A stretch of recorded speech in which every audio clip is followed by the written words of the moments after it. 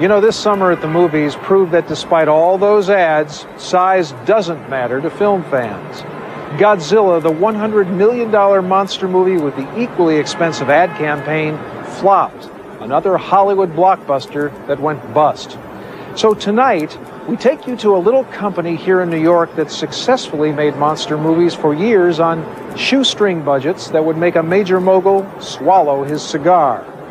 This small independent studio has developed a legion of loyal fans, and after tonight, you may be one of them. So buckle your seatbelts. You're about to be traumatized. In a New York neighborhood once known as Hell's Kitchen, you'll find a funky 4-floor walk-up. This is the unlikely headquarters of Hollywood on the Hudson.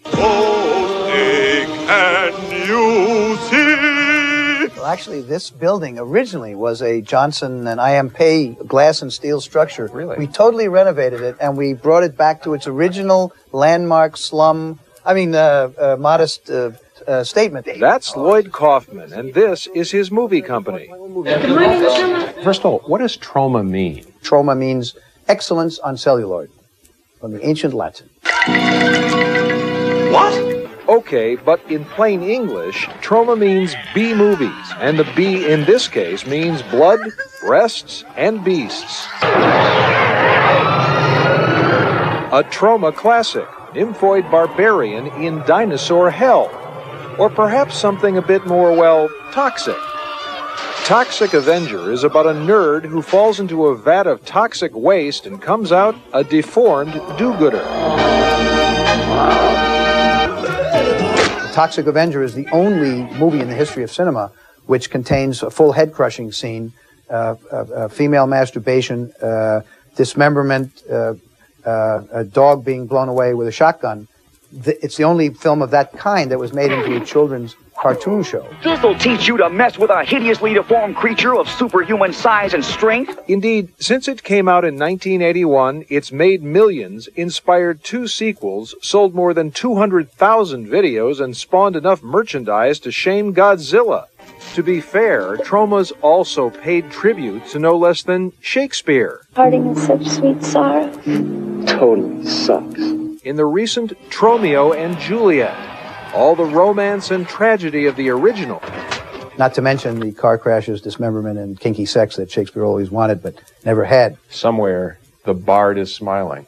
So's Lloyd, but make no mistake, he takes TROMA seriously. You have to look at us as artists, even though the movies we make incorrectly may not be taken as art. You may consider yourselves artists, but then when the average person sees that you're making cat girls in heat and surf Nazis must die. Excuse me, teenage cat girls in heat. I apologize.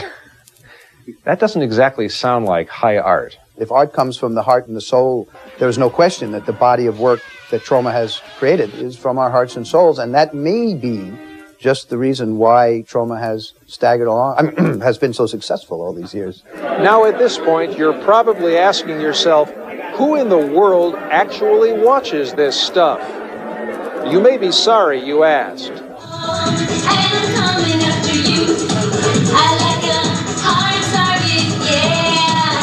This is ground zero for hardcore TROMA Nights, a sci-fi and horror fan convention in Secaucus, New Jersey.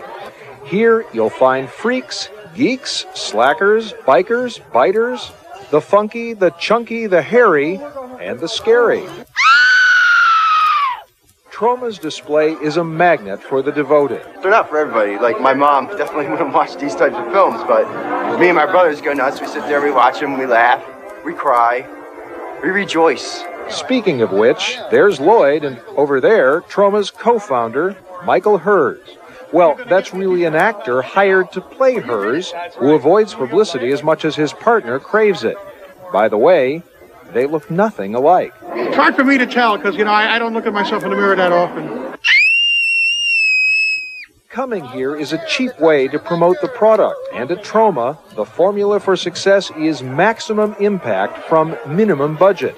Peter George directed Surf Nazis Must Die. There's only one gun in the movie that's actually used. Instead of having a lot of fancy-looking high-tech weaponry, we have a bunch of people running around with kitchen knives. Along with cheap special effects, there are unknown actors. Among those who got their first break at TROMA, this kid has definite potential. Oscar winners such as director Oliver Stone, actress Marissa Tomei, actors Robert De Niro and Kevin Costner. Well, that's a name I'm not going to forget.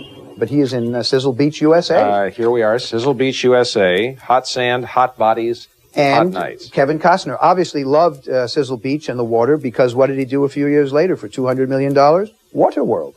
Hoping to get her big break is Tiffany Shepis, who calls herself a Tromette. A Tromette is someone who basically is known for their very, very large brains. Kaufman's even cast his own kids in the battlefield epic Troma's War. I was kidnapped from my fake acting mother, and big men with like machine guns came in, they kidnapped me, and my mom was like, she was sort of worried because I was like crying and stuff, and I was only 18 months old. And Charlotte, what was your debut? I think I was blown up into a tree and kidnapped, and I was blind. With such low-cost talent and effects, the average TROMA film costs about $350,000 to shoot, or what Leo DiCaprio probably spends just on hair gel. It's obscene to be spending $50 million or $200 million or whatever it takes these days to make a Hollywood movie on something as frivolous as a movie. We think that movies should be made on modest budgets, and that school teachers ought to be getting the money.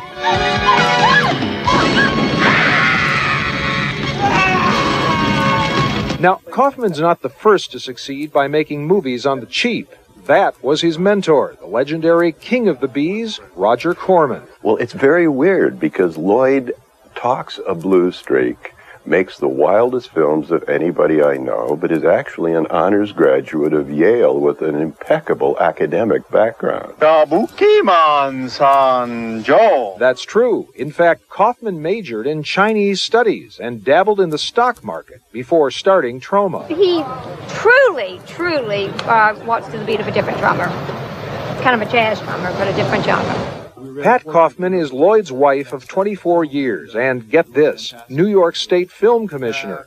She deals with all those big-budget filmmakers her husband hates. Well, now, let's just remember that New York is the capital of the independent film world, and I don't think there's any studio that's longer lasting and made more of an imprint in the independent world than TROMA. Indeed, trashy, tasteless TROMA has earned awards and retrospectives from no less than Cinémathèque Française, the British Film Institute, and Kennedy Center for the Performing Arts. There's no question TROMA will... TROMA film at the Kennedy Center? We had a retrospective there. TROMA films even have a fan in Janet Maslin, the highly respected film critic of the New York Times. I think they're silly in a way that's absolutely undemanding, and they're kind of harmless too, and I think that's part of their appeal. They're not mean and violent. There's so many things now that are foolish and destructive, and they really have a weird sort of sweetness, I think. DVDs, everybody!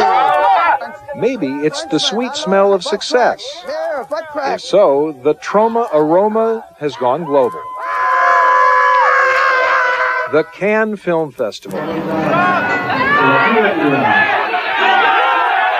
With its topless babes and parade of producers, promoters, and paparazzi, Kaufman's here every year cutting distribution deals. Have you met Killer Condom Man? He is a star of Killer Condom. Silly stuff? Sure, but to buyers from overseas, TROMA's a dependable, profitable brand name. And with its growing film library, video business, and merchandising, as well as plans for a global TV channel, Kaufman boasts it's as potent a brand as Disney. They've got Mickey Mouse, you've got the Toxic Avenger. Exactly. And Toxie can kick the Mickey's butt. Well, that aside, it's worth noting that even if movies like Chopper Chicks and Zombie Town and Blood-Sucking Freaks aren't exactly Oscar bait, TROMA does play an important role in the film industry as one of the last of the independents. The giant international conglomerates have taken over everything. The word independent has been totally corrupted. In other words, what we think of as small art house films are really put out by big studios. That movie that won the Oscar last year, the very boring one. Oh, The English Patient. Yeah, that's it. That was not an independent movie. It was released by Miramax, which is owned by Disney, just as Searchlight is part of Fox, October is owned by Universal, New Line by Time Warner, and so on. There are only a small number of independents, and our ranks are dwindling. Either they join major studios, as New Line, Miramax have done, or in some cases, they go out of business. So how has TROMA survived? Well, its cheaply made, well-promoted junk movies compete in an arena the big boys usually ignore. But it's more than that. We take our movies very seriously. We do not take ourselves seriously. Yeah, but that's not quite it either. For all the cheesy, sleazy crudity and nudity, TROMA films offer something Hollywood has largely lost. That crazy B-movie energy, and these guys still have it. Clearly they love movies. They have a sense of humor which will not die. And you know, I'm glad that they're out there keeping the fringe vital and alive. Look out! We should add that Lloyd Kaufman has written a book called All I Need to Know About Filmmaking, I Learned from the Toxic Avenger. It's available now at bookstores. Oh, and next May, a new TROMA movie called Terror Firma will be released, in which Lloyd stars as a wacky B-movie director who sounds a lot like Lloyd Kaufman. Now that's frightening. This is CNN.